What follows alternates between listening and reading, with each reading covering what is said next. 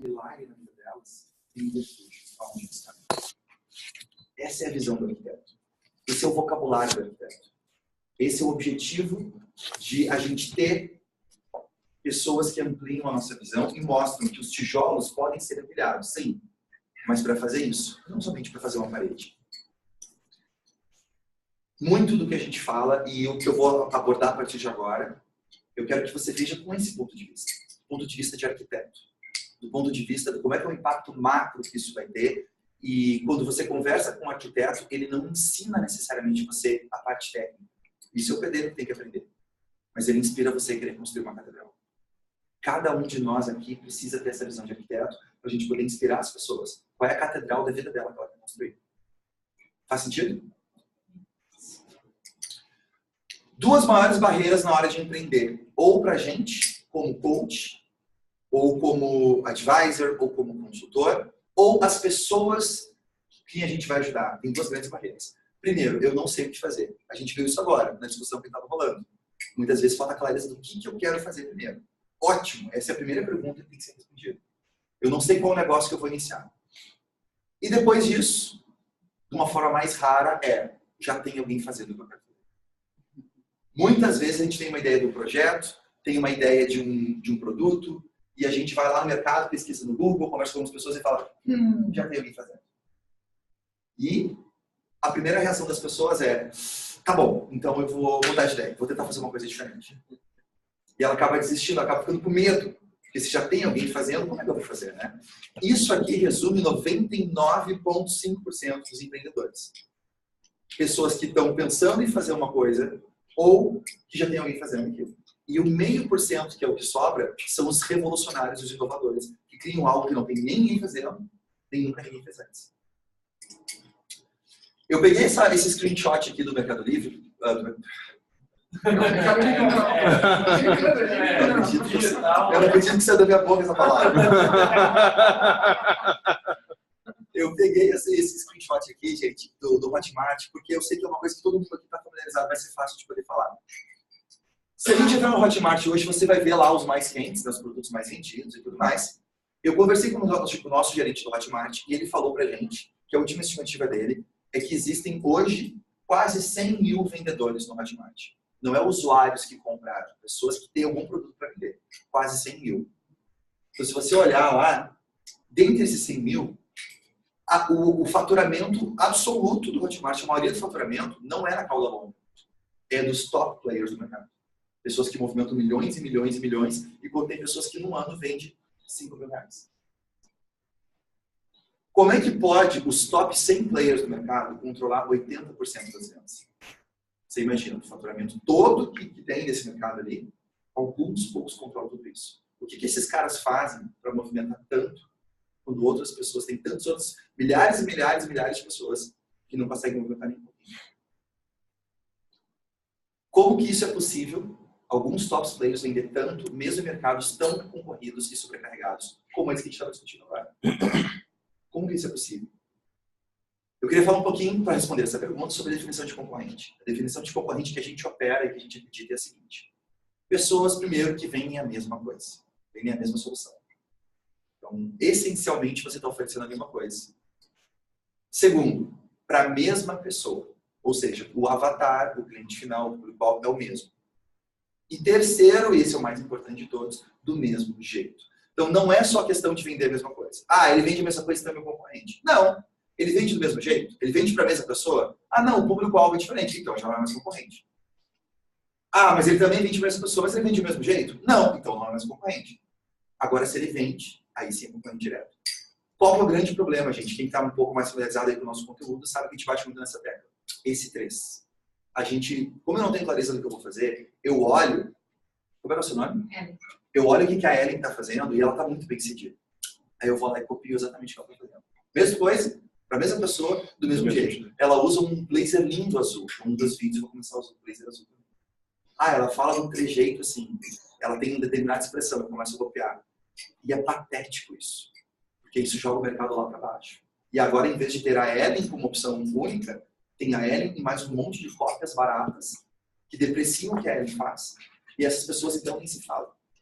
Muitas pessoas não fazem isso por maldade, elas fazem porque não conhecem o caminho melhor de fazer isso. Hoje a gente vai abordar um jeito do caminho melhor de fazer isso.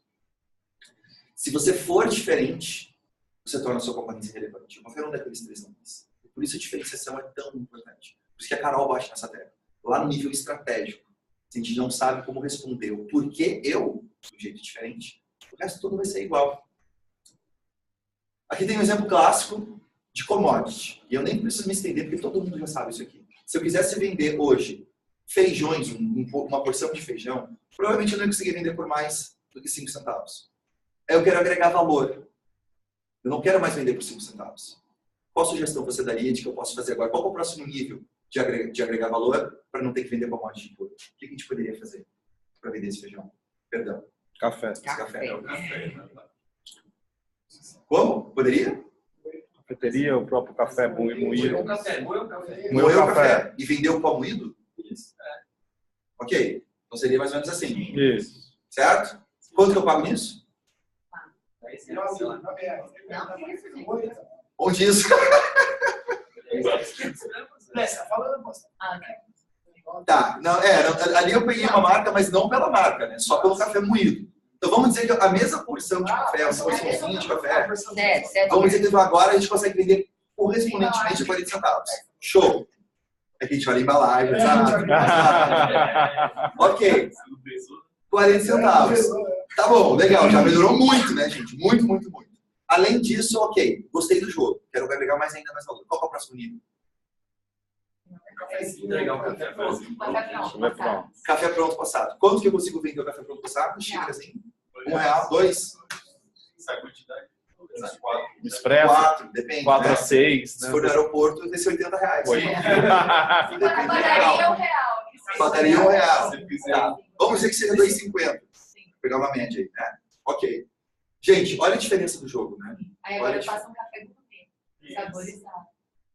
Legal. Que vai por quanto? Até 10. 10 reais. Poderia ser esse aqui? Opa.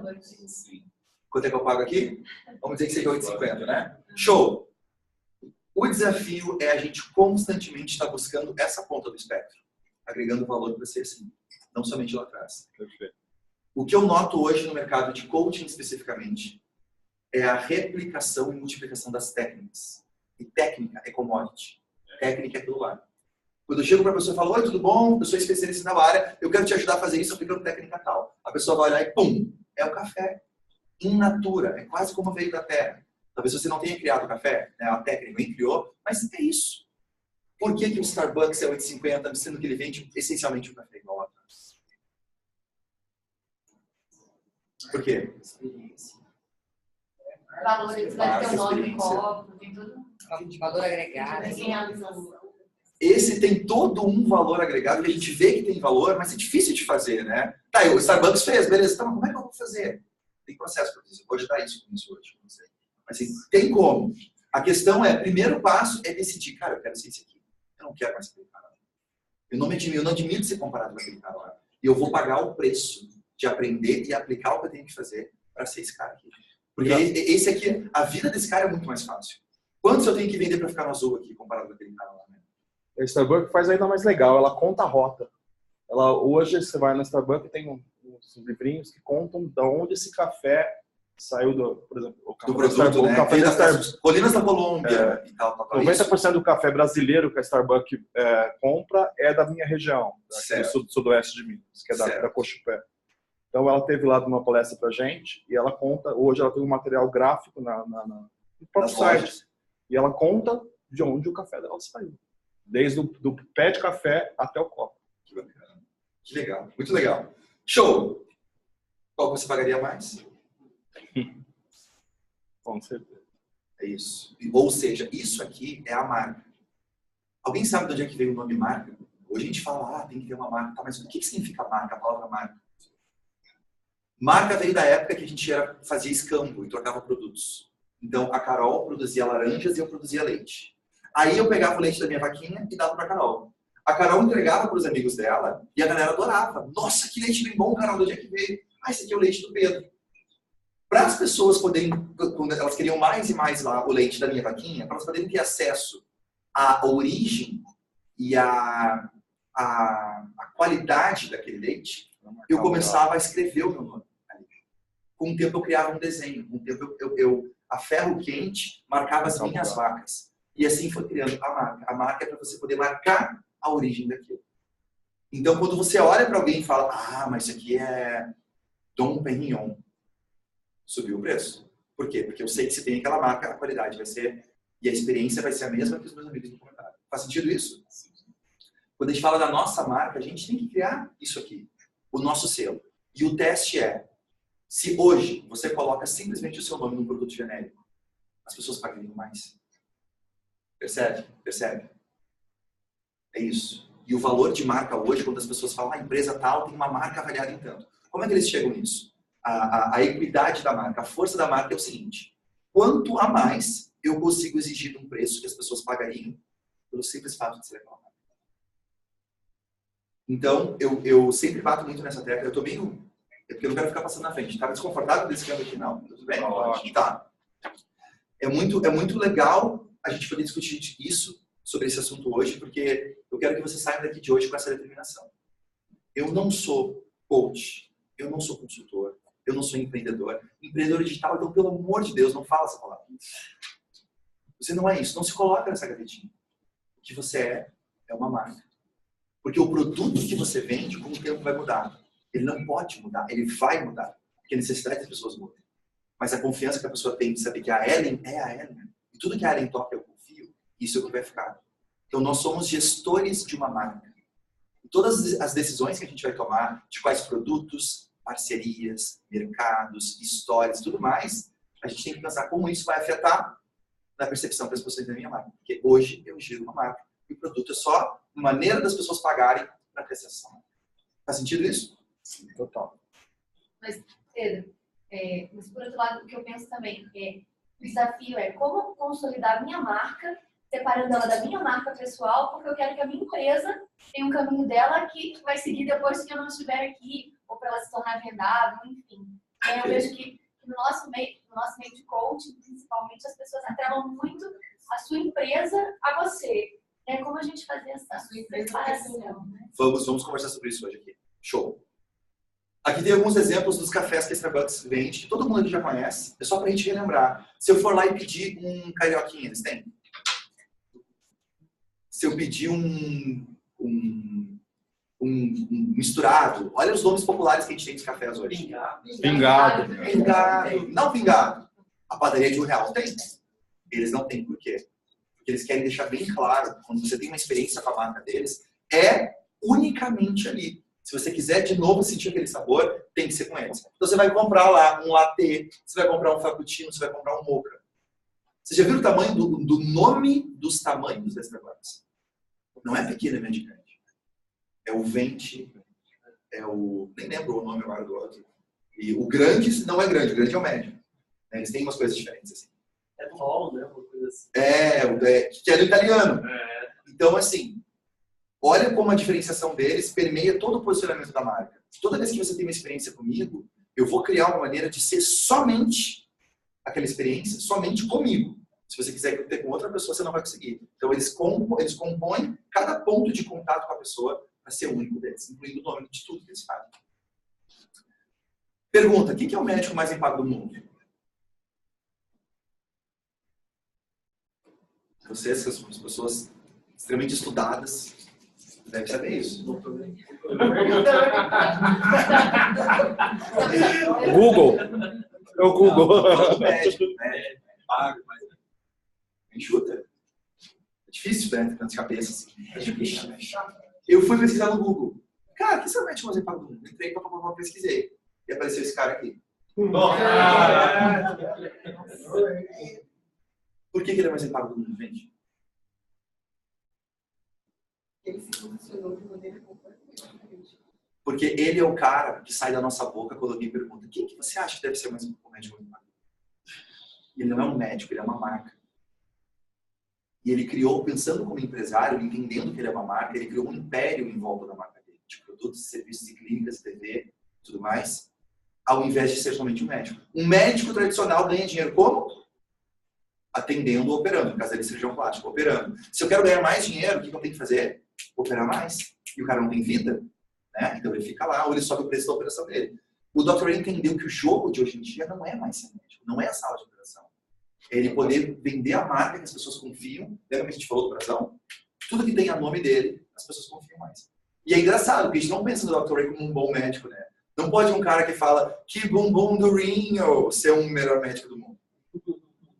Tecnicamente falando, será que ele é o melhor? Pensa tecnicamente, de operar, de fazer a parte técnica. Será que ele é o melhor do mundo? É difícil entender. Uma coisa que tem a respeito dele nessa pesquisa que eu fiz foi de que jamais, nenhuma vez, nunca o paciente morreu na mesa enquanto ele estava operando. Que é uma marca raríssima. Quem tem amigos médicos sabe que acontece. Ainda mais na área plástica, né? Que é um volume enorme de dinheiro. O risco é grande. Então, jamais morreu na mão dele. Isso é um indício da qualidade dele. Outra coisa, ele não tem um, ele tem 2 diplomas em Harvard. Então, você vê que a qualificação dele é muito boa. Mas, o posicionamento dele é tão caricato que a gente acaba achando, mas mesmo assim, é um dos mais bem pagos, né? Legal. Fui pesquisar o melhor cantor mais bem pago no Brasil. O Wesley Safadão. E uma pessoa que vai no show do Wesley Safadão, né? Você se entrega, se entrega. A cara de cara. Nem preciso me justificar. Gente, olha só. Tecnicamente falando, você acha que a técnica vocal mais acurada é a do Wesley Safadão? Não é. Não é, né? Se for comparar com, sei lá, um cantor lírico, não é possível, cara, que seja o Wesley Safadão. Tem que ter alguém melhor. Começa com safadeza. O nome da música começa com a Anitta, né? Com a Anitta. Aí vai ser a terceira coisa. Valor agregado. Com a Anitta e ele. Então, olha que interessante, né? Assim, não dá pra ser. Mas é o mais bem pago. Por quê? Porque ele faz show pra caramba. E quando eu faço essa palestra para 3, 4, 5 mil pessoas, quando eu pergunto pra galera, o nome que fala a pessoa fala e ri. Não pode ser, mas sei lá, vamos chutar, se você tivesse essa coisa, né? Ele atinge muita gente. O hambúrguer mais vendido do mundo, Big Mac. Pergunta. Médico mais bem pago do mundo não é o médico mais bem tecnicamente. Não é o melhor. Não é o melhor. Não é o mais... Tem que ter uma explicação melhor. O melhor é subjetivo ainda. Não é o mais... Qualificado. Proeficiente, talvez, né? Proeficiente, tecnicamente falando. Cantor mais proeficiente, o mais bem pago não é o mais proeficiente. Hambúrguer também se fala. Né? Até hoje não se sabe o que tem ali dentro. Tem até no YouTube, não sei se você já viu o experimento. De minhoca, carne de minhoca, né? Cara, um cara guardou no armário o Big Mac. E sei lá, 15 anos depois, é o mesmo Big Mac. Ele não estraga. Ele não, é incrível. Ele faz um teste um dia. E quem criou o Big Mac foi o próprio teatro. Foi, né? Então, olha só. O que a gente pode aprender? Qual é o insight que a gente tira desses exemplos aqui? Não existe relação entre ser o melhor e ser o mais pago. Não existe. E olha só que interessante. Muitas vezes a gente, para poder atender melhor os clientes, a gente foca no quê? Na qualidade. Uhum. Quero ser melhor. É mais um Já curso. nunca está pronto. Nunca está pronto. Mais uma especialização. Né? E aí o que acontece? Depois tem uma curva de retorno sobre investimento que não vai vingar mais.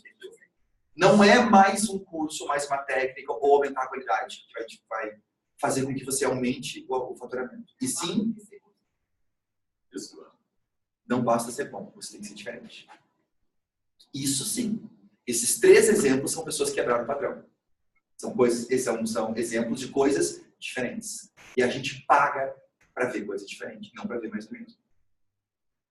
Então, não é que você não... Olha só, não basta ser bom. Eu não estou dizendo que não precisa ser bom. Qualidade não é diferencial. É obrigação. Você ser excelente no que você faz é obrigação. O que você faz além disso que começa a montar. Além de ser bom. Requisito básico. Requisito básico.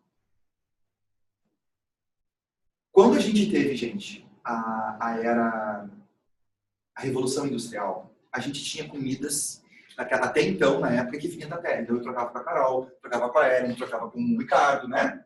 As comidas. Eu te dou uma laranja, você me dá um leite. Show. Com o tempo, a gente teve a Revolução Industrial, a gente começou a industrializar tudo. E começou a ser muito mais barato e muito melhor produzir em escala.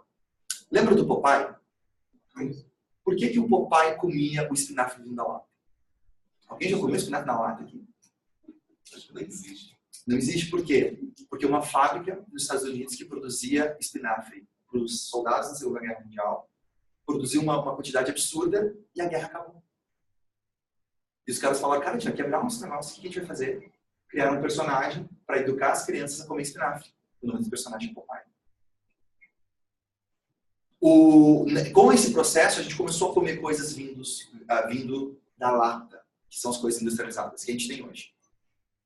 E vocês já notaram que nos últimos 20, 10 anos, a gente está numa vibe muito mais fitness agora.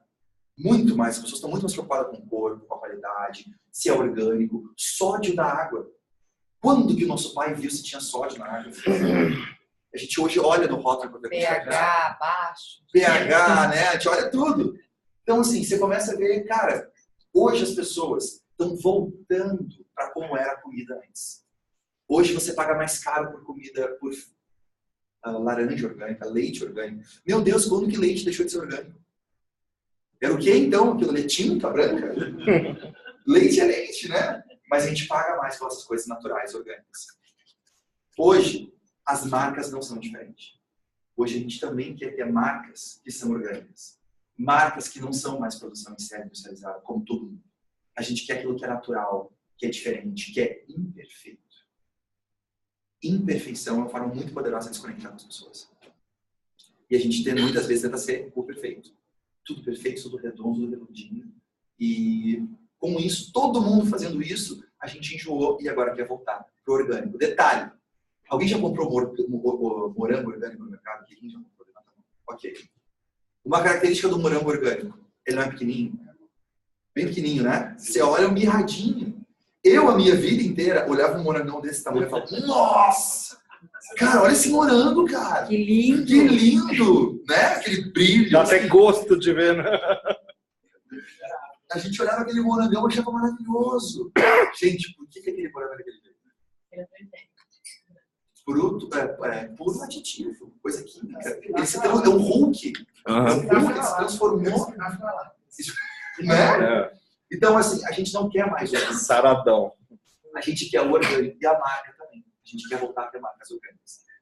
Como é que a gente faz uma marca ser orgânica? Ela tem que ter personalidade. Marca genérica é a enlatada. E a marca natural, orgânica, ela tem personalidade. Ela tem pontos positivos, tem pontos negativos. Eu posso gostar de algumas coisas, posso não gostar de outras, mas ela é do jeito dela. Tenta lembrar o professor que marcou a sua infância. Na escola, quando você era criança. Tenta lembrar de um professor específico. Tenta lembrar da banda na adolescência, que as meninas gostavam.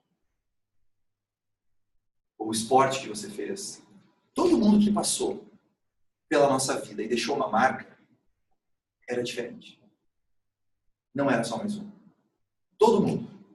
E se a gente quer passar na vida do cliente e também ser lembrado, a gente não pode ser mais um. A gente tem que ser diferente. A gente tem que ter personalidade. Ter coisas que marcam a gente. Então agora eu quero compartilhar com vocês as top 5 maneiras mais poderosas para dar personalidade para a marca. Para emprestar características marcantes para sua marca, de modo que as pessoas se conectem e queiram ter esse contato com você também. Então vamos lá. Dessas top 5 maneiras. A primeira maneira é qual a sua história. Para responder a sua história, a primeira pergunta é: de onde você veio? Onde é que você estava antes? A gente viu aqui o exemplo da Starbucks e como eles estão contando a história do café. De onde é que ele veio até chegar na nossa mão? Você não nasceu fazendo o que você faz. Por que você está fazendo isso hoje? O que aconteceu na sua vida que levou você a fazer isso hoje? As pessoas querem saber isso. E muitas vezes a gente não conta. A gente tem uma história, mas não conta. Quais são os seus valores? Quais são as suas regras? O que você está disposto a fazer e você não está disposto? Isso eu não faço. Qual o seu desafio, que a gente chama de inimigo em comum? O que está errado no mundo hoje que você está combatendo? Que o seu trabalho existe para poder acertar isso, colocar no prumo. E quais são as suas armas? que são as técnicas e aí sim as ferramentas que você usa. Reparem agora que a grande maioria das pessoas no mercado só fala do último. Oi, eu sou fulano, eu sou o Pedro e eu trabalho com tal coisa. Tudo isso aqui, que é o que envolve a pessoa para gostar de mim, eu não faço, eu não trabalho, eu não conto para ela isso, né? Vamos ver alguns exemplos práticos? Você acha que esse cara aqui cumpre todos esses requisitos? De onde é que ele veio? Qual era a missão? Quais eram as ferramentas? Quais eram as regras dele? E esse aqui? E esse aqui? Um dos maiores líderes que o Brasil já produziu. Qual era o problema dele? Não tem caráter. Esse é o sintoma, não é o problema. Esse é o sintoma. Efeito colateral. Mas assim, Esse efeito colateral. se você coloca... minha mãe dizia isso, quando a gente era pequena. Ela dizia, poder sem caráter gera corrupção. Então, foi uma questão de valores, né? A segunda pergunta ali. Né? Questão dos valores, exato. Agora, se eu quero aprender como que eu faço uma falcatrua bem feita, que as pessoas vão gostar, vão me apoiar, ele pode me ensinar. Então, assim, a pessoa tem que ver se os valores encaixam. Os valores, né? E a conexão de valor, eu poderia ficar aqui 2 horas falando só sobre esse assunto, eu estou encantado, gente. Os maiores amigos que a gente tem na nossa vida não são baseados em detalhezinhos poucos. São pessoas que os valores se conectam. E a gente quer clientes que são amigos. A gente quer clientes que olhem pra gente e se conectem na base dos valores. Porque o produto vai mudar, a história... Pode até dar um erro no processo que ele não vai encher o saco. Ele faz parte. Porque eu estou conectado no nível muito mais profundo. Né? Valores. Então agora, eu acho que não vai dar 5 minutos, porque não dá tempo, mas eu quero que você, pelo menos 1 minutinho, pense qual é a história que todo mundo precisa lembrar quando pensa em você e talvez hoje não saiba. De onde você veio, quais são seus valores, qual é o seu desafio, quais são as suas armas. Você está trabalhando a sua história no seu marketing hoje? Quem aqui sente que está fazendo isso muito bem? Levanta o braço. Você está fazendo bem? Carol está fazendo? Tá. Pode melhorar, sim. Vem aqui na frente pra gente, então, por favor. Todo mundo, pessoal, já te conhece bem. Seu nome é? Júnior. Prazer, Júnior. Júnior, então é o seguinte, vamos simular que o pessoal não te conhece ainda bem, tá? Você está se apresentando. Você consegue resumir em 2 minutos esses 4 pontos, gente? Posso tentar. Vamos lá, então. Onde eu veio, né? De onde veio? Não é a sua cidade. Não. É a jornada que te fez chegar nesse ponto aqui hoje. Exatamente. Show. Então você apresenta pra gente, a gente não te conhece. Baiano, pai, filho, empresário, um histórico de empresário. Hoje estou coach, trabalhando nisso, que eu entendo que é a minha missão de vida. Não como coach especificamente, mas ajudar pessoas que vivenciaram o que eu vivenciei a superar e querer crescer junto com esses empresários. Né? Perceber o sentimento da sua história, os valores que estão inseridos no contexto do desafio do dia a dia de empresariar. E eu acredito que meus valores seriam assim, a ética, a responsabilidade que tem como empresário que você influencia na vida das pessoas, viabiliza a vida de muitas pessoas, gerando emprego e mais. Me diz uma coisa que você não está disposto a fazer. Eu não estou... Está fora fora de cogitação. Claramente é passar por cima dos outros e tentar controlar a vida dos outros, manipular a vida dos outros. Isso, assim, tá. Ou seja, fora de contexto. Tirar a liberdade das pessoas. Sim. Para benefício próprio. Exatamente. Legal. Okay. Ou influenciar elas até, de repente, ao erro, que eu conscientemente saiba que possa acontecer. Show. Perfeito. Ok. E qual que é o seu inimigo? O que está errado com o mundo hoje que você quer combater, quer acertar? O que está errado com o mundo? Na realidade, sim, as pessoas, o que eu acredito muito é que as pessoas elas estão desconectadas de si mesmas. A gente está num contexto social em que, de repente, valores maiores de outras, valores maiores não, né? Influência maior de outras pessoas fazem as pessoas serem conduzidas de forma efeito manada. Elas não estão conectadas com seus próprios valores, não conduzem suas vidas ou seus negócios em função do que elas sentem, né? Muitas pessoas, eu sinto que elas não não fazem a pergunta para si próprios. Então, ela, às vezes até um orador, um palestrante, né? Ele pode estar falando uma coisa e ela aceita como verdade, mas não é a verdade dela, é a verdade dele. Então, as pessoas não se percebem. Muito bom. Eu percebo. Muito bom. E como que você está lutando essa luta? Vamos ver. Como que você está lutando essa luta contra esse inimigo? Quais ferramentas você está usando para ganhar essa luta? Bom, hoje, na realidade, assim, o trabalho que eu faço hoje tem muito a ver, assim, uma das coisas assim, buscando autoconhecimento. E, assim, hoje eu busco muitas ferramentas de autoconhecimento para me entender e buscar entender o outro. Então, eu trabalho justamente no meu objetivo. Essas ferramentas hoje elas me dão suporte para trabalhar como eu trabalho, na verdade. Digamos assim, Tá, mas eu quero saber quais são as ferramentas. Quais são as ferramentas? É. Hoje, a ferramenta do coach. Metodologia do coach. Metodologia do coach. Do coach, eu entrei da programação neurolinguística, minha base. Show. Mas seria basicamente programação neurolinguística e coach. Ok. Se a gente pudesse, para encerrar agora, lembrar você por uma frase. Compartilha para a gente uma frase que a gente quer aqui, associar essa frase ao nome Júnior. Uma frase? Bom, é a que veio aqui no insight, né? Faça a sua vida ter sentido. Ouvindo a sua vida, realmente vai ter sentido. Muito bom. Valeu, vamos de volta. Obrigado. Gente, vocês perceberam a diferença?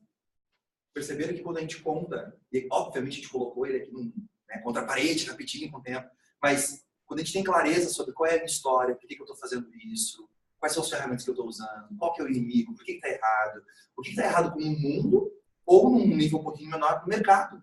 Hoje no mercado que eu atuo. Gente, na empresa existe isso porque está todo mundo fazendo uma coisa que eu não concordo. A gente acredita que se fizer desse jeito vai ser muito mais legal. Né? E aí você dá a oportunidade das pessoas escolherem se elas também pensam daquele jeito de fazer aquilo com você. Então, gostei. Tem como você, como se fosse você deve ter feito isso várias vezes, né? Mas conta pra gente, resumidamente, passando sobre esses 4 pontos. Teu exemplo. Você quer que eu faça pro Pedro o que o Júnior fez? É. Vamos lá, então. Meu nome é Pedro Superti, eu sou especialista em marketing de diferenciação. E eu acredito profundamente que cada um de nós nasceu com uma voz única e com uma missão única de vida. Todas as pessoas que passaram na Terra hoje e fizeram diferença estavam realizando sua missão de vida. E elas venceram um monte de problema com isso. Um dos maiores problemas é a pressão de você não ser diferente. E ser diferente incomoda. Quando você tenta fazer as coisas de um jeito diferente. O grupo olha para você e fala, não, peraí, tá louco? Você quer fazer isso desse jeito? A definição de louco é o que vê, ouve e fala com coisas que não existem. Se eu estou conversando com vocês e olha para o lado, só um pouquinho, vou contar isso aqui. Eu continuo falando.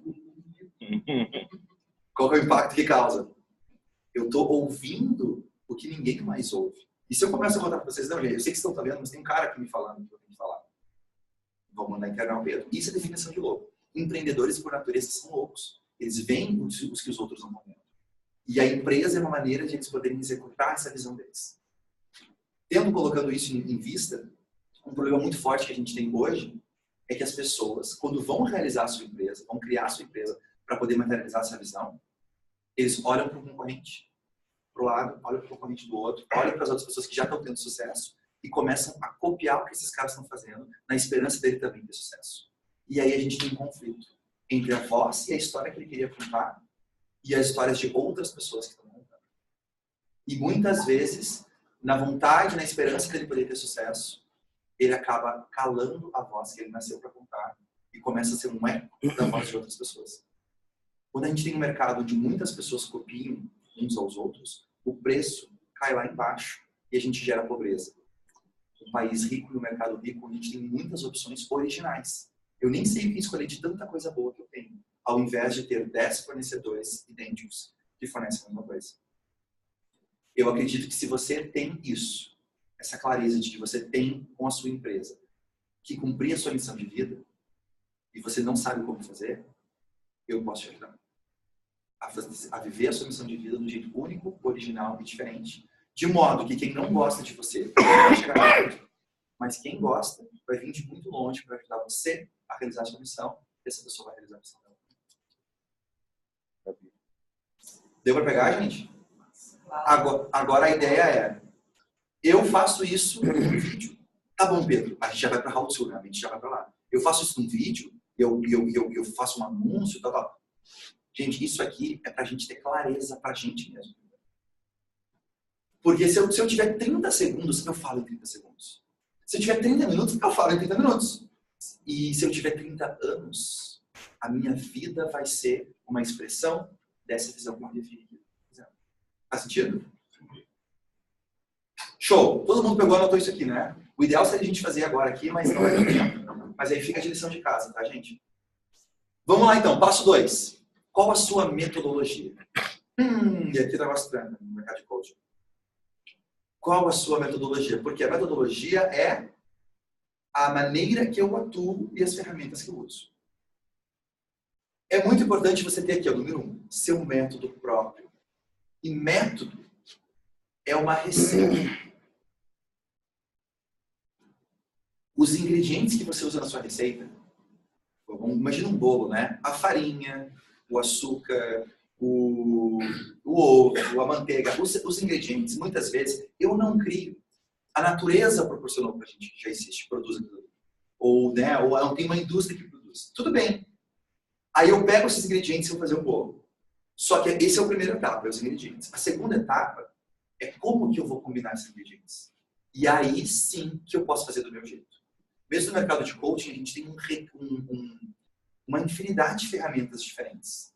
Só que se eu pego as mesmas ferramentas que são os ingredientes e ainda aplico do mesmo jeito que outras pessoas aplicam, eu estou replicando a receita que alguém criou. E aqui o convite é para a gente criar a nossa receita. O nosso jeito de combinar esses ingredientes, que ninguém combina do jeito que a gente faz. É muito legal o seu método ter ligação com a sua história. Então você vai criar um nome para o seu método. Vai ter um princípio, uma abordagem para o seu método. Se você, quando for criar o método, conseguir conectar ele com a sua história de vida, sua história profissional, o que você acredita, é muito mais poderoso.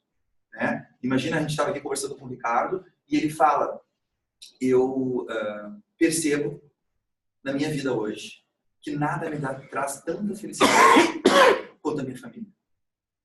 Quando eu estou em casa com a minha esposa e vejo meu filhinho, eu fico olhando, cara, tudo que eu faço é só para poder estar aqui com eles. Isso que é o que vale a pena. E quando eu vejo que tem pessoas que no dia a dia acabam se afastando e destruindo a sua família, isso me dói muito. Então eu peguei meu conhecimento técnico que eu tenho hoje para criar um método que aproxima os casais. Que permite que você, sim, consiga ter um corpo mais saudável, ter uma vida melhor, mas mais importante, mais junto das pessoas que você ama e não mais longe. Você percebe o que eu fiz? Eu amarrei o que eu faço hoje com a minha história. Isso é muito mais poderoso. Se você notar, os TED Talks mais legais que tem, as pessoas fazem isso.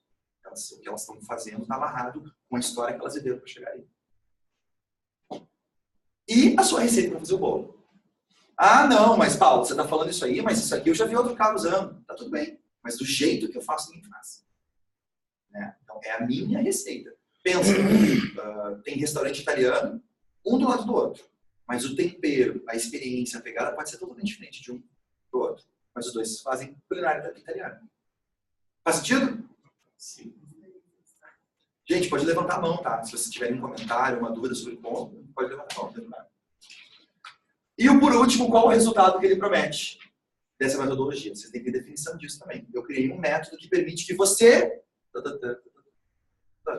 tem que ter essa clareza na ponta da língua. E às vezes, esse método não é um produto. O método ele pode estar acima dos produtos. Os produtos vêm abaixo dele. Eu posso ter vários produtos que são consequências e aplicações específicas desse método maior que amarra tudo. Show, vamos lá então. Vamos ver alguns exemplos. Peraí. Desculpa. Ok. Foi?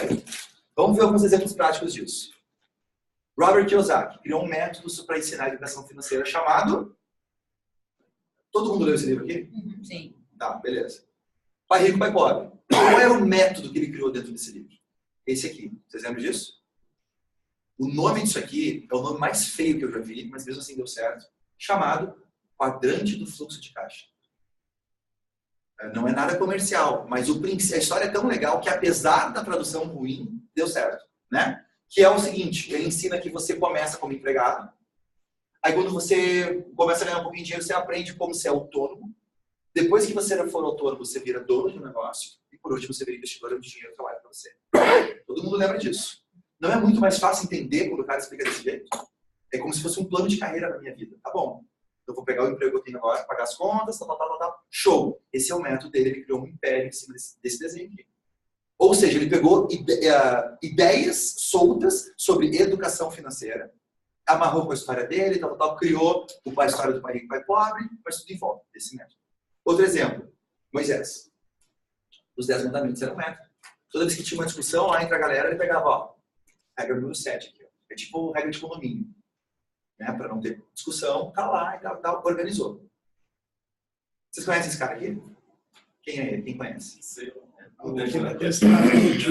encantador de cães. Ele é um adestrador, que o nome dele é César Millan, ele é um adestrador, e ele é a referência mundial hoje. O que fez esse cara ter um destaque que tem, sei lá, talvez no mundo inteiro deve ter 10 milhões de adestradores de cães no mundo inteiro. Como é que ele é a referência mundial, os outros não são? O que torna ele diferente é o método dele. E o método dele foi o primeiro a bater nessa tecla, que é o seguinte: todo mundo trabalha em cima do cão. Eu vou treinar o comportamento do cão. O César Millan trabalha em cima do dono. E se você alterar como o dono age, o cão automaticamente vai reagir. É muito mais rápido, muito menos traumático, e por isso ele virou referência. Legal, né?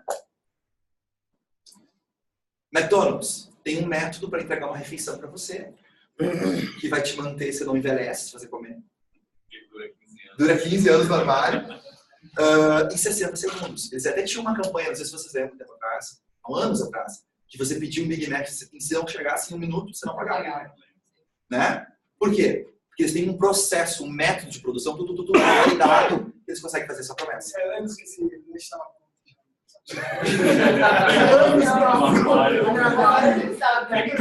Já estava. Uma loja fechada, você pegava legal para outra. Não tem como errar. Então, gente, como explicar que o seu método que você atua hoje é unicamente seu? Como é que você pode explicar para as pessoas que o jeito que você atua foi criado por você, e se ela quiser ter aquela experiência, vai ser só com você? De onde veio o seu método? Você tem que contar como é que foi o nascimento do seu método. Quais etapas compõem o método? Como ele é ligado à sua história e qual promessa de resultado final ele oferece. Então, assim como a gente parou para pensar na nossa história, agora a gente vai pensar no método. Como é que eu conto a história do meu método? Eu mostro para as pessoas que ele é meu.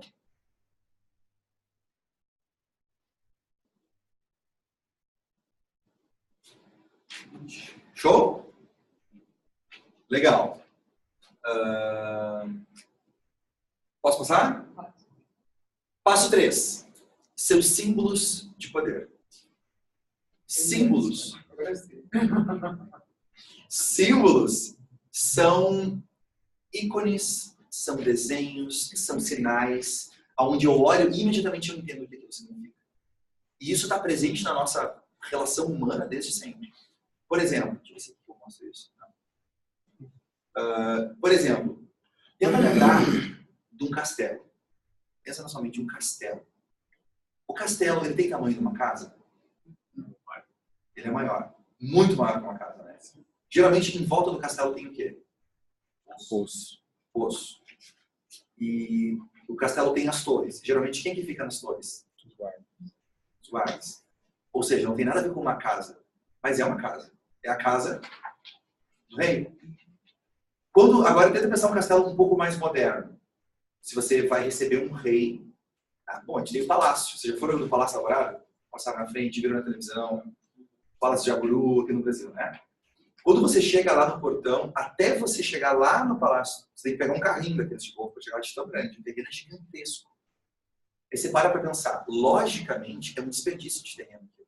Para que você precisa de uma distância tão grande? Para que você precisa de um caso uma casa lá dentro, né? Que o pé direito é de 5 metros. Você não precisa. Aqui, ó, 1,80 m tá mais que bom.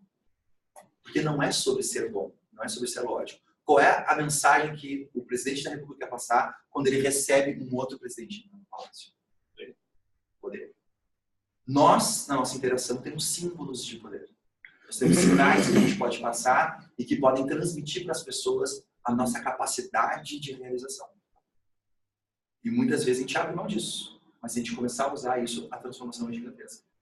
Tem alguns símbolos bem marcantes que é legais a gente discutir. Número 1. Símbolos de identificação da sua tribo. Imagina uma tribo indígena. Tá? Literalmente tribo indígena.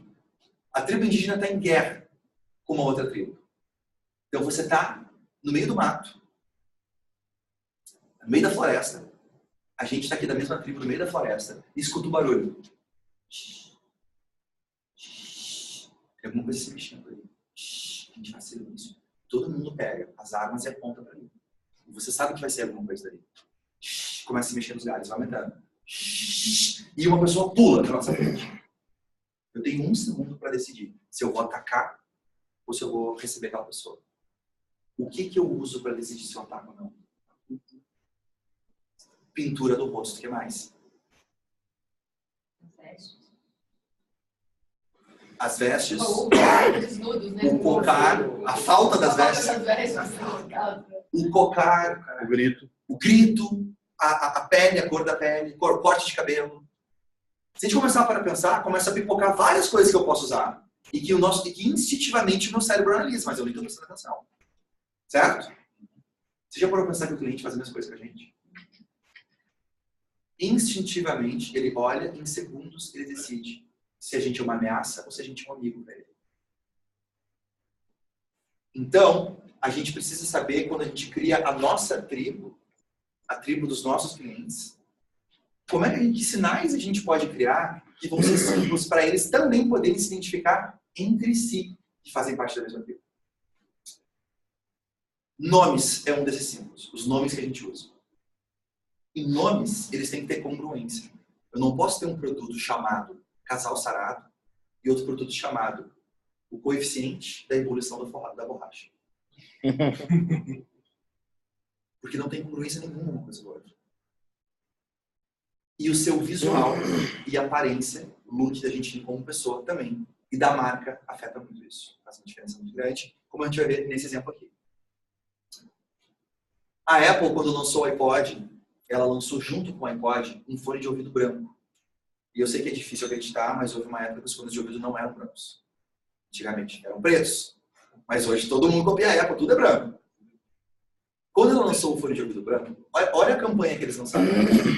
O foco está na mão dela, no iPod, e no fone de ouvido branco. Ou seja, isso aqui, tudo é igual. No mundo, tudo é igual. O foco não está aqui. O que tem de novo no mundo? Um produto que acabou de ser lançado e a minha conexão com o produto vai ser feita no fone de ouvido branco. Qual que era o objetivo do fone de ouvido branco? Imagina você está correndo aqui no Ibirapuera, fazendo Cooper, e usando o fone de ouvido branco escutando música. Aí do lado passa outra pessoa, também correndo, também ouvindo música, e o fone de ouvido dela também é branco. Qual é o momento da hora que eu olho para ela, eu sinto o quê? Conexão. É um par, né? A gente é da mesma tribo. Semelhança. Assim como os índios. Eu olhei para ele, olha. Então, bom, esse é um dos símbolos, eu vou falar no final. Uma coisa interessante, você falou isso agora, o meu carro tem um rack de bike, já faz uns 3 anos que eu não uso, que eu dou um time na bike. Mas não tem uma vez que eu não estou pedalando, que eu não estou passando com o meu carro, que eu passo como ciclista, que o cara não faz assim. Só porque eu tenho teto usando os 2 racks no carro.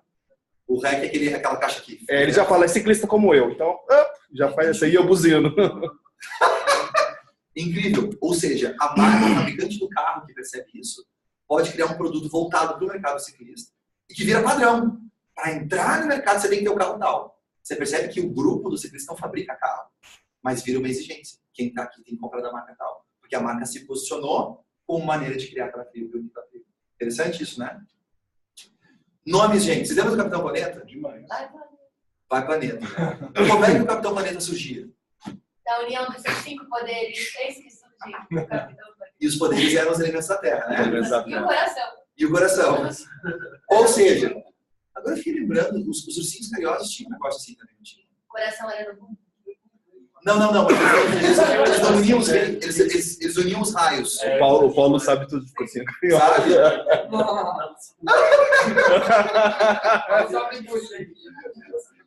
Então, lembra do Capitão Planeta que para ele nascer era a união dos poderes.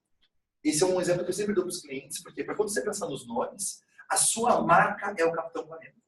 E cada nome de cada produto tem que ser um dos elementos. Eles têm que ter a ver, eles têm que ser da mesma família. Tem que ter cara de irmão, eles não são idênticos, mas você vê que são irmãos. Características que marcam uns outros. Então, quando você junta todos, você fala, cara, esse aqui, agora eu entendi a marca. E o look, e o look aqui embaixo, tem um teste que eles fizeram com veterinários, que era o seguinte, Carol, que gosta muito de pet, gasta muito com pet. A Carol leva o cachorrinho dela no melhor veterinário que tem. Eles fizeram o seguinte teste. Primeiro dia, o veterinário atendeu a pessoa só com uma camisa xadrez. Camisa assim. Mas resolveu o problema do cachorrinho que tinha lá. Ok. Na próxima vez que a pessoa veio, o veterinário atendeu com um jaleco branco. E na terceira vez, atendeu com um jaleco branco e um estetoscópio. E no final de cada consulta, eles pediram para a pessoa dar uma nota da satisfação de como é que foi a experiência. Adivinha qual era a nota mais alta? Terceiro. Por quê?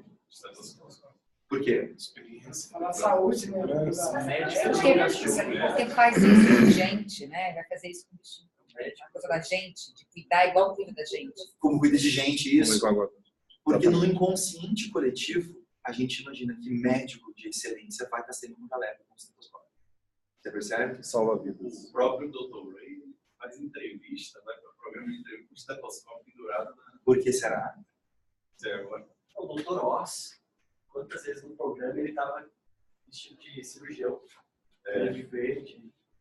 E é um programa de auditório, né? Necessidade zero dele estar vestido. Eu me perguntava isso, pô. Agora você sabe que isso é um símbolo de poder dele, de autoridade. E você sabe que coisa... acho que aqui também deve acontecer isso, mas na cidade que eu moro, teve que ter uma lei, na verdade, olha bem, para reger até os hospitais públicos, porque os particulares não poderiam, porque os médicos saíam com jaleco na rua. E não há nada mais perigoso do que ele voltar com esse jaleco para dentro do hospital. O jaleco, na verdade, é para ele colocar e proteger da roupa que ele estava na rua. E ele saía de jaleco. Poder não é poder, ele quer se impor com aquele jaleco. Mudar o hábito dessas figuras é muito difícil, porque eles se impõem com aquele jaleco. Teve que ter... Não é uma questão lógica. De falar, doutor, não pode fazer isso por causa dos germes. Não é os germes. É a minha identidade. Exatamente. Advogado, você fala isso aqui, uma figura de poder. Exatamente. Mentira, né? Show. Então, gente, quem é esse cara aqui? Michael Jackson. Ele é um exemplo fantástico de posicionamento de marca. Porque eu estou mostrando uma foto dele que só mostra a sombra dele. E a gente sabe quem é ele. Imagina, olha só, vamos analisar rapidinho isso aqui. Por que eu sei que é o Michael Jackson? Que características tem que marcar o Michael Jackson aqui? Os passos, a expressão corporal, cabelo, chapéu, terno. Ou o colete aqui, a mão, o movimento de pé, né? A gente consegue até lembrar na hora qual é o movimento que ele estava fazendo. Consegue lembrar, né? Agora repara, gente. Como é que eu posso fazer isso também? Como é que eu posso ter características específicas? Isso. Exatamente. Como é que eu posso ter características marcantes no que eu faço, de modo que quando a pessoa lembra aquilo, na hora lembra. Mesmo preto e branco. Interessante, né?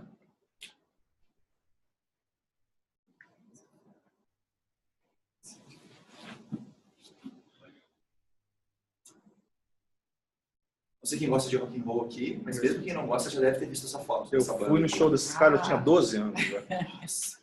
Burumbi. Inesquecível. A gente chorava. Eles estavam com as máscaras? Opa, pega. Não. Quando eles tiraram as máscaras, foi uma decepção pra gente. Qual o sentido disso, né? Gente, é uma banda de rock and roll, pra quem não conhece. Tem umas máscaras que até hoje não sabe direito qual é o significado das máscaras, mas não importa, eles têm essas máscaras. E eles tocaram durante muitos anos e aí um dia descansaram. Vamos tirar a máscara. Tá aqui, ó, o fã acabou de dizer. E outra coisa, a gente sempre queria achar que isso não era beijo, porque era beijo o significado, mas era Ela, Knights in the name of Satan, né? A gente queria saber que eram cavaleiros em nome de Satã. Entendeu? Não, mas é que é beijo. Explicaram isso na TV. Não é. Quem tira o beijo dessa boca? Quem porra? Nós queríamos ser cavaleiro em nome de Satã, entendeu? Olha os dentes ali. Mas assim, novamente, não. A gente fala de Satã, as pessoas que não conhecem acham que é a música. Não era assim, música de amor e tal. Mas faz parte do posicionamento dele. Da filosofia heavy metal, né? Mas olha bem, Pedro, é uma coisa muito interessante. Tudo bem, você tem que ter uma marca. A partir do momento que você tem uma marca, você se posiciona. Você se posicionando, você não vai agradar a todos. Mas aqueles que você vai agradar muito. Você não vai agradar, eles vão se apaixonar. Isso. Enlouquecidos. Porque quando a gente quer agradar todos, a gente não consegue ninguém, né? Essa definição de ser genérico é a resolução mínima para atingir o máximo de pessoas. E a gente está falando do oposto do genérico. É expandir a minha característica marcante o máximo possível, de modo que as pessoas que gostam de mim sejam enlouquecidas por mim. De certa forma, mostrar autenticidade, né? Sou desse jeito. Sim, na verdade, tudo que a gente está falando hoje aqui, que é a questão de voltar a ser orgânico, é você voltar a ser você. Repara que eu estou pegando a minha história, meu método, tudo, eu estou emprestando coisas da minha pessoa para a marca. Não é que a marca nasceu com aquilo. Eu estou sistematicamente e estrategicamente montando a minha comunicação com elementos que vêm de mim para que as pessoas entendam a minha marca. Um tempo até posso sair fora. Mas eu estou emprestando. As melhores marcas do mundo pegam emprestados atributos dos fundadores. E aí está muito presente naquilo. A gente fez agora, a Carol estava com a gente lá em Orlando, a gente fez uma imersão com 65 empresários lá em Orlando, e a gente visitou a Disney com esse pessoal. Eles contaram pra gente toda a história, a gente andou por tudo lá, foi muito legal. E uma coisa muito marcante é como tudo que eles fazem na Disney vem dos valores que o pai do Walt Disney ensinou para ele quando era criança. E ele criou na marca. Incrível. Incrível. Gente, produtos da Apple. Você não vê que é irmão? Irmãos, filhos do mesmo pai e da mesma mãe. Você percebe? O design, a textura, o padrão. Você percebe? Eu tenho um computador e eu tenho um celular. Eu podia fazer coisa totalmente diferente, porque são produtos diferentes. Mas eles entendem. Eles entendem que eles querem manter a identificação da tribo. Então eu olho um iPad e um iPhone e eu sei que é filho do mesmo pai e da mesma mãe. Show! Quais são os símbolos de poder que identificam você? Ícones ou desenhos, logotipos, significado das suas cores e justificativa para cada elemento que compõe a sua marca. Marca não é logotipo. Logotipo é um elemento da marca. Então, quando você vai fazer um ícone ou um desenho, por que é aquele? Por que é o desenho? Tem que ser bem pensado por que está aquilo ali. Qual é o significado das suas cores? Por que é verde? Por que é azul? Por que é roxo? Por que é preto? E cada elemento você tem que saber justificar. Porque se não faz sentido na sua cabeça, do cliente não vai fazer isso. Né? Show? Show. Passo 4. Gatilho de identificação. É o aviso do WhatsApp. Agora a gente, hoje em dia, usa os celulares mais no silencioso, mas até um tempo atrás, a gente não usava tanto silencioso, você recebia uma mensagem no celular e fazia um barulho. Né? O do WhatsApp é muito característico. Se for Android, se for iPhone, você sabe qual é a mensagem do WhatsApp. Show! Muita gente, quando recebe mensagem do WhatsApp, parece que o tempo para. E a pessoa não consegue fazer mais nada até descobrir o que estão mandando para ela. Pode ser alguém passando mal, pode ser alguém que está mandando um dinheiro para ela, quer saber o número da conta. Cara, a vida para, você fica desesperado, suando. Aí quando você pega, abre, era um bom dia no grupo da família ali. Sabe uma coisa que o legal do WhatsApp? O legal o gemidão, é. O que é legal, que eu gosto muito, é do Hotmart. É vendido. É a âncora, né, cara? Eu falo isso pro JP. Eu acho que o programador que decidiu esse barulho não imaginava o papo. Né? Legal. Então, o gatilho de identificação é o seguinte. Quando você recebe aquela mensagenzinha ali, do aviso do WhatsApp, você sabe que está chegando uma mensagem para você. A gente tem que ter o nosso aviso do WhatsApp. Que é quando a pessoa ouve aquilo, imediatamente ela sabe que a mensagem é da Ellen. E ela para a atenção. Opa, a Ellen quer falar comigo. Vou citar exemplos como eu tinha que fazer isso agora.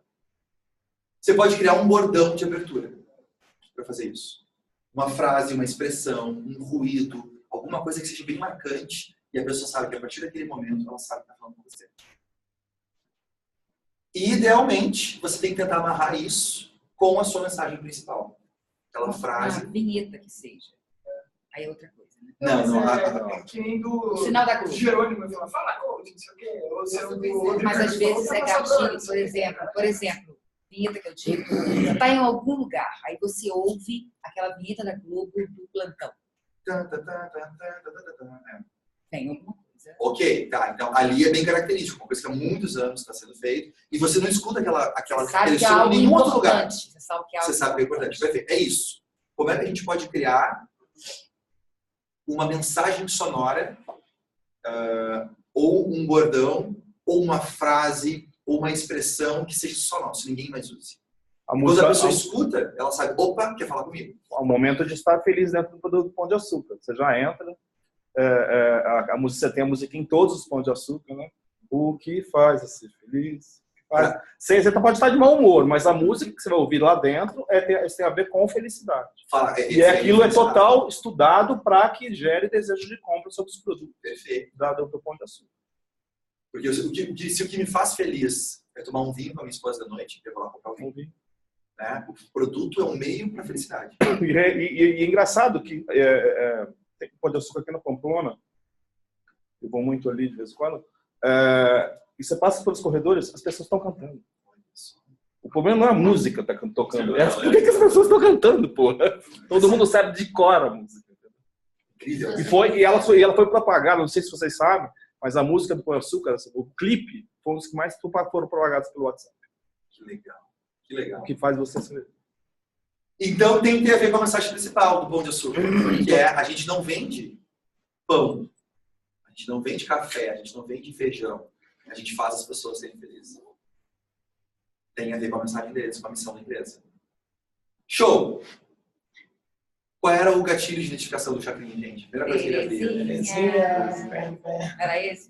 Bem. Alô, Terezinha, né? E ele era um comunicador. Quem não se comunica, se estrumbica.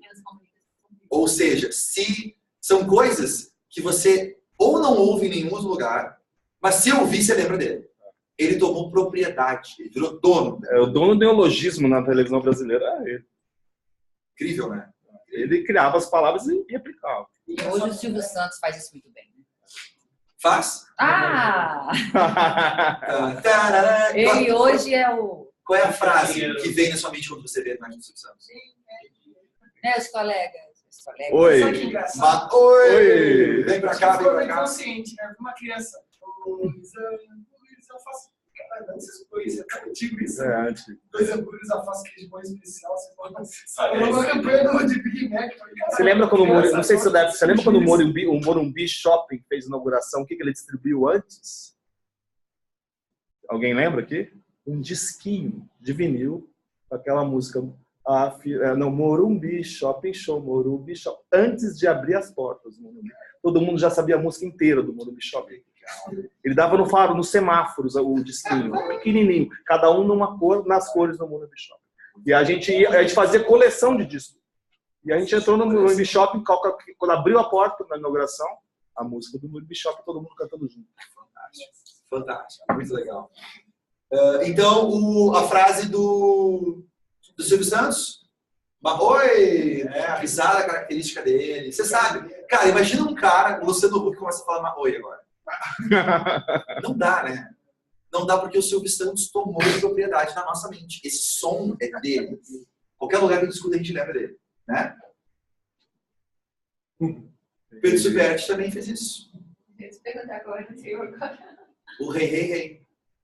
Então, toda vez, eu não sei quem aqui se inscreve, se não se inscrever ainda, se inscreva na lista de e-mail. Né? Aqui embaixo desse vídeo tem um botão. Em algum lugar aqui. Em algum lugar dessa tela tem um botão. Os nossos no link que acompanha essa palestra.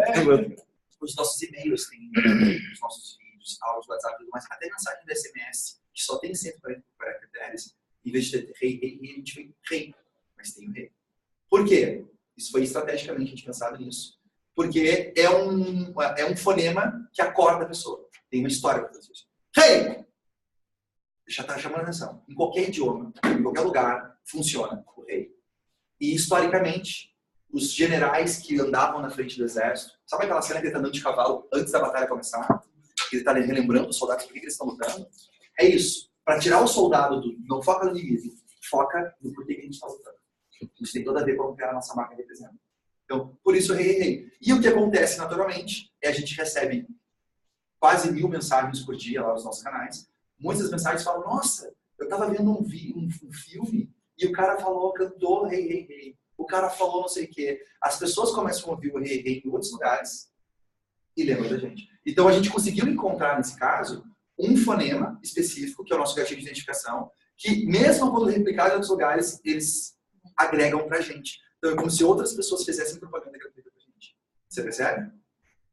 Então, esse bordão, esse gatilho de identificação é muito importante. Qual pode ser o seu gatilho de identificação? Dicas. Você pode usar palavras âncora ali no meio, que elas representam, elas simbolicamente significam o que você acredita. Pode ser um gatilho de identificação que tem a ver com a sua história pessoal. De preferência, algo que inspire as pessoas. E a dica que a gente sempre dá é você fazer um teste com 5 versões diferentes. E vai fazendo devagarinho, nos stories, nos vídeos, no e-mail. E você vai sentir que alguns a galera curte muito mais do que outros. A minha você usa muito. Mais usa. Porque eles precisam se diferenciar, né? Tem que ter, para a pessoa se sentir da tribo. A minha esposa tem ela fala, bom dia, pessoas. Todo mundo sabe o que é. Às vezes tem adolescente. Já está ouvindo a Luciana, né? Bom dia, pessoas. No história. Bom dia, pessoas. Bom dia, pessoas. Todo mundo sabe o que é ela. Já está ouvindo a Luciana? Excelente. Você viu? Então, exemplo. Fácil, né? Agora, o bom dia às pessoas não passa... tem algo que coincide com as pessoas? O fato de estar desejando bom dia? Talvez sim. Talvez case. Tem que ver... Você tem a ver com a história pessoal dela. Você percebe que são filtros. Você pode checar para ver se é o ideal, o que você criou, está passando nesses filtros. Posso passar, gente? Que a Carol vai me matar já. Por último. Passo 5. Frases de despedida.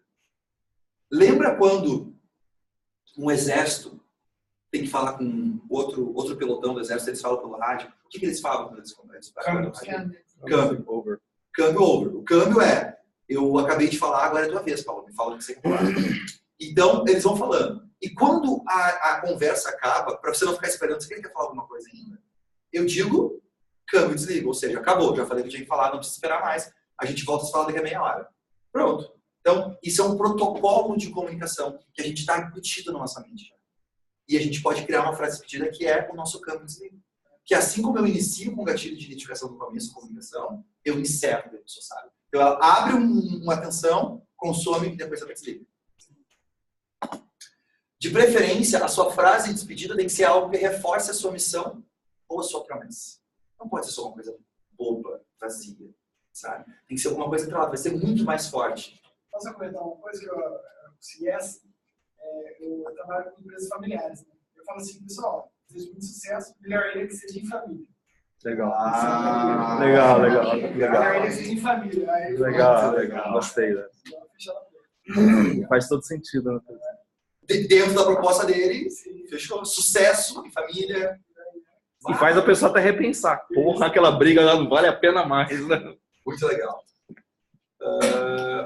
E de preferência também que inspire a pessoa a lembrar que ela pode aquilo que ela está buscando. Tem a ver com a sua missão. De novo, tudo gira em volta da nossa missão. Relembrar que ela pode. Quem lembra desse cara aqui? O que ele dizia? Assim, quem tem nerd aí? Tem um nerd? Não. Tem nerd tímido. Ele fazia assim com a mão, ele falava assim, vida longa e próspera. Vida longa e próspera. Essa era a frase de despedida dele.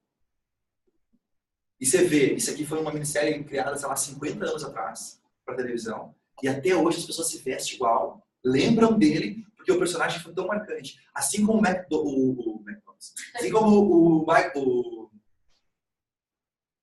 Michael Jackson tinha um movimento dele marcante, do pé e aquela coisa, a mão também tem. É a tribo, né? O pessoal se É cumprimenta. igual o Chaves, né? O É Chaves o hack do carro. o Chaves é Chaves. o Chaves é idolatrado. Né?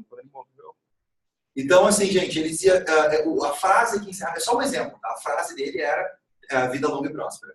Esse aqui é o quê? Beijo do gordo. 30 anos repetindo a mesma frase. Beijo do gordo. Ninguém pode usar isso aqui, é dele. E esse cara aqui? Obrigado. Obrigado! Isso aí é do Paulo. Uma coisa simples, mas é dele. Semana passada. Ficou louco. O cara tem uma tribo de gente fã desse cara. Show! Qual pode ser a sua frase? O seu campo de para você encerrar seus e-mails? Viver intensamente. Viver intensamente? Show! Legal. O produto é intensamente. O nome do produto. Tá. Pode ser, mas você tem que tomar cuidado porque o produto pode ser descontinuado depois. Ó, faz um filtro assim. A sua frase pode ser repetida 30 anos. Você percebe que ela não tá tão... Ela não é tão... Não tem uma data de validade que amanhã ou depois eu tenho que mudar. Tem que ser uma coisa que ela... E aí você tem que puxar por estratégico, para missão de vida. A sua empresa pode mudar, mas aquela linha de pensamento, você está vendendo um conceito, uma visão de mundo para a pessoa. E aquela frase... É o Pense Diferente da época. Isso. O Pense Diferente foi uma campanha que fez tanto sucesso que até hoje a gente lembra, né, cara? Mas foi uma campanha de uma época só. Se rimar é bônus. Cara, se conseguir pensar no gatilho que rime... Por exemplo, seu nome é? Ricardo. O Ricardo falou da família, né? É um exemplo bobo, tá? Mas só para te ver aqui um exemplo. Ele poderia falar... Trabalhe, dê o seu máximo todo dia. Melhor ainda se for em família. Você percebe? A pessoa, quem é o avatar dele vai dar mais risada. Então, assim, você pode ver, o rimar é muito poderoso, gente. Rimar é muito poderoso. Que reforce a sua missão. Que relembre a sua promessa. E, de novo, você pode fazer o teste com 5 versões.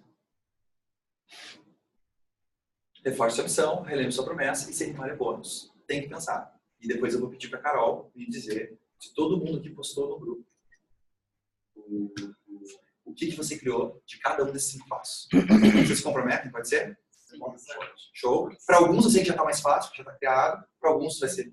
A ideia é fazer. Se você for diferente, você torna a sua concorrência relevante. Novamente, não é basta ser bom, não é sobre ser o melhor, é sobre ser o que a pessoa mais se identifica. Teve aquele melhor pastor, né? O Cláudio, né? Porque ele usa o humor, né? Mesmo você não gostando do evangélico, tal, você escuta, interessante. Né? Eu vim de Brasília ontem, ele está fazendo turnê de stand-up lá em Brasília. Quem? Enche. O pastor Cláudio. O pastor Cláudio. Muito bom, muito engraçado, né? Muito bom. Não posto nada, as pessoas postam lá, mas... E você vê que ele trouxe uma linguagem dele, ele começou bem dentro da igreja, e com o tempo ele abriu o escopo dele, que ele fala de princípios que, independente da religião, as pessoas gostam. Foi aí que ele explodiu.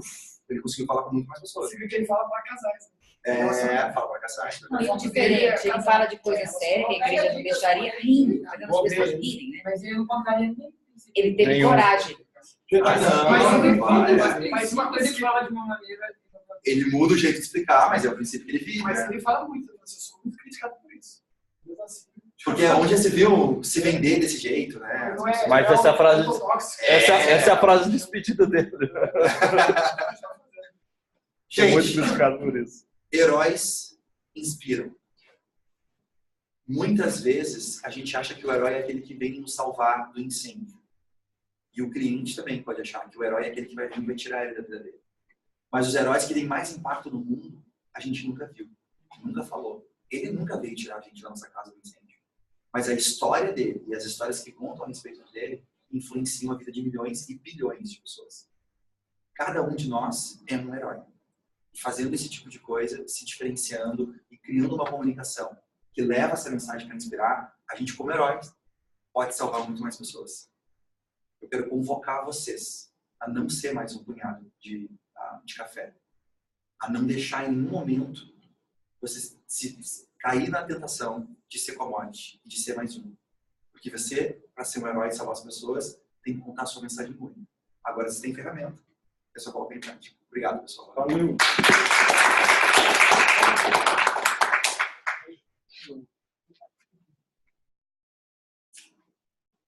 Pessoal, vamos Tirar foto. próximo hot seat? Ah, não, mas o Pedro vai ficar aqui, né? Vou ficar aqui. Paulo, vamos lá?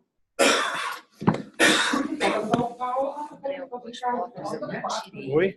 Pode ser gravado. Não, eu gravei o vídeo. A Ellen é Então, assim, nessa casa aí, né?